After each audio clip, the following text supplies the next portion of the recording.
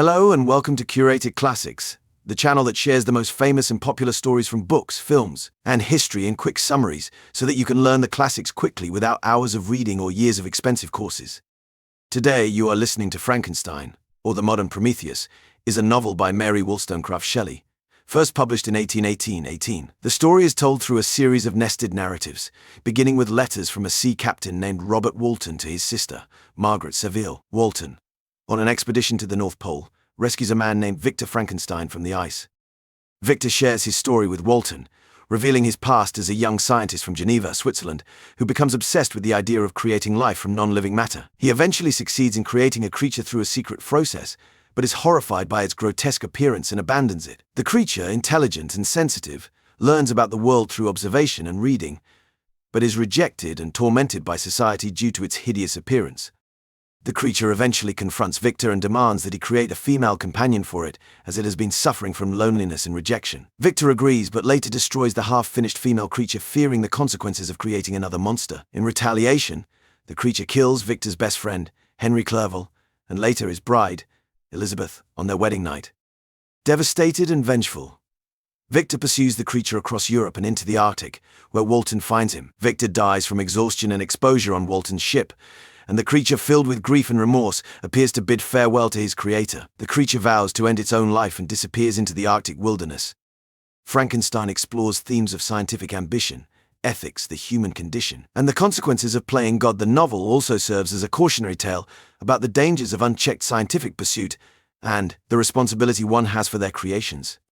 For a more in-depth understanding of the book, we will now provide a chapter-by-chapter breakdown. Chapter 1. Victor begins his story by describing his family background and early life in Geneva, Switzerland. He is the eldest son of Alphonse Frankenstein and Caroline Beaufort, who adopted an orphan named Elizabeth Lavenza. Victor and Elizabeth grow up as close companions, and their parents hope they will one day marry. Victor also has two younger brothers, Ernest and William. Chapter 2. Victor develops a strong interest in natural philosophy and science, fueled by the works of alchemists such as Cornelius Agrippa, Paracelsus, and Albertus Magnus. Despite his father dismissing these works as outdated, Victor continues his studies. Chapter 3. Victor leaves for the University of Ingolstadt to study natural philosophy and chemistry. Before his departure, his mother, Caroline, dies of scarlet fever, which she contracts while nursing Elizabeth back to health. At the university, Victor meets Professor M. Waldman, who inspires him with a lecture on the power and potential of modern science. Chapter 4.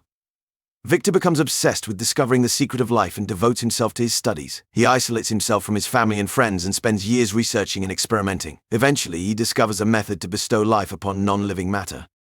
Chapter 5. Victor finally succeeds in creating a living being, assembling it from various body parts collected from graveyards and charnel houses. However, when the creature comes to life, Victor is horrified by its grotesque appearance and abandons it in a panic. He returns to his room, where he falls into a deep sleep and has a nightmare about Elizabeth turning into his dead mother's corpse. He wakes up to find the creature standing by his bedside, reaching out to him, which causes Victor to flee the apartment. Chapter 6.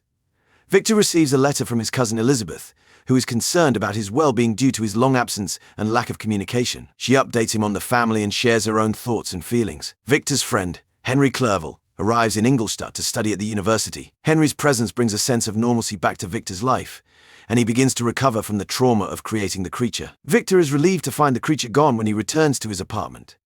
Chapter 7. Victor receives a letter from his father, informing him that his youngest brother, William, has been murdered. Stricken with grief, Victor returns to Geneva. On his way home, he catches a glimpse of the creature in the mountains during a storm and becomes convinced that it is responsible for William's death. Upon his arrival, Victor learns that Justine Moritz, a beloved family servant, has been accused of the murder due to circumstantial evidence. Chapter 8. Justine is put on trial for the murder of William. Despite the Frankenstein family's efforts to defend her, she is found guilty and sentenced to death. Justine confesses to the crime, hoping for a chance at salvation, but later tells Elizabeth and Victor that she is innocent. Feeling responsible for Justine's fate, Victor is tormented by guilt and despair. Chapter 9. Overwhelmed by grief and guilt over the deaths of William and Justine, Victor contemplates suicide but is held back by the thought of his family's suffering. He seeks solace in nature, taking long walks through the mountains and valleys surrounding Geneva. Chapter 10. During one of his solitary walks, Victor encounters the creature in the mountains. The creature tells him its story, asking Victor to listen with an open mind and to understand the reasons behind its actions. The creature explains that it has been living in the wilderness, learning about the world and humanity through observation, and that it has suffered from loneliness and rejection due to its hideous appearance. Chapter 11. The creature recounts its early experiences after being abandoned by Victor. It describes its confusion upon awakening and its gradual discovery of basic needs like food and shelter. The creature stumbles upon a remote cottage inhabited by the de Lacy family and secretly observes them from a hidden hovel, learning about human relationships, language, and customs. Chapter 12. As the creature continues to observe the de Lacy family, it learns to speak and read from listening to their conversations and studying their books. The creature becomes deeply attached to the family and empathizes with their struggles, as they are impoverished and have been ostracized by society. It helps them by secretly performing chores and gathering firewood. Chapter 13. The creature's education continues as it learns about history, society, and morality through books like Paradise Lost, Plutarch's Lives, and The Sorrows of Young Werther. It struggles with its own identity and place in the world, realizing that it is a unique and outcast being with no companionship or connection to others. Chapter 14. The creature learns the backstory of the de Lacy family. The patriarch, a blind old man named Felix, was once a respected and prosperous Parisian who lost his wealth, his wealth and status due to his efforts to help his friend Safi's father, a wrongly imprisoned Turkish merchant. Felix's sister, Agatha, and their father were also punished for their association with the merchant, and the family was exiled to the cottage in the woods. Chapter 15. The creature discovers a bag containing Victor's journal from the period of its creation. It reads the journal and realizes the horror and disgust that its creator felt toward it. The creature resolves to reveal itself to the de Lacy family, hoping that they will accept it despite its appearance, as the blind father will not be able to judge it by its looks. Chapter 16. The creature approaches the blind de Lacy patriarch, hoping to find acceptance and compassion. Their conversation begins positively, but when the rest of the family returns, they react in horror and fear at the sight of the creature. Felix attacks it, and the creature flees. Feeling betrayed and rejected, the creature burns down the de Lacy cottage and swears revenge on Victor for bringing it into a world where it cannot find happiness or companionship. As the creature continues to wander, it saves a young girl from drowning, but is shot by a man who believes it is attacking her. The creature's hatred for humanity grows, and it decides to seek out Victor in Geneva. It comes across William, Victor's younger brother, in the woods and kills him out of vengeance. The creature also plants the locket with a picture of Caroline Frankenstein, taken from William, on Justine Moritz to frame her for the murder. Chapter 17. The creature finishes telling its story to Victor and makes a demand. It wants Victor to create a female companion for it, promising that they will retreat to the wilderness and never bother humanity again. Victor reluctantly agrees, fearing further harm to his loved ones if he refuses. Chapter 18.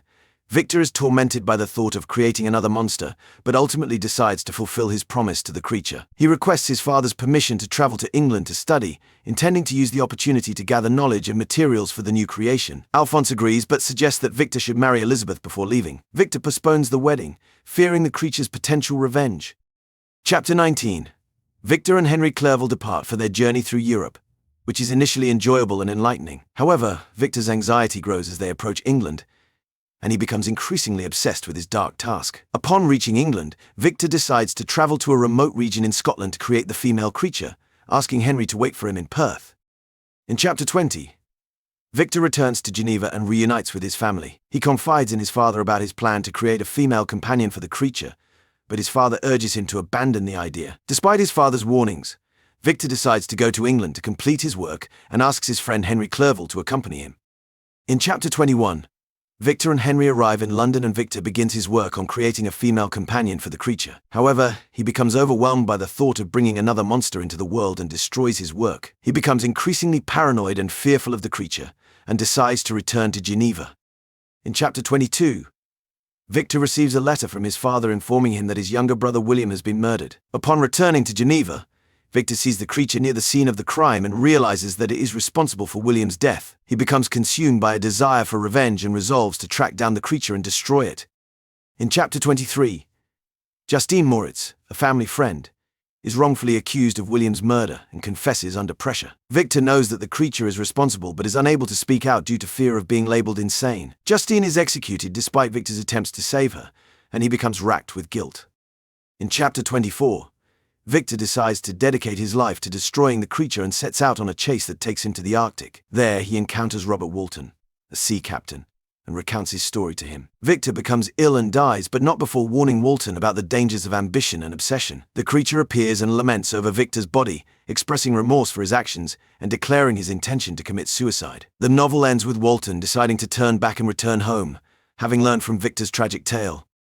Thanks for listening to Curated Classics. If you enjoyed this story, and it provided valuable insights, we hope you will allow this video a like by clicking the thumbs up, sharing it with other lifelong learners. And please check out more of the greatest stories throughout history on the Curated Classics channel. See you next time.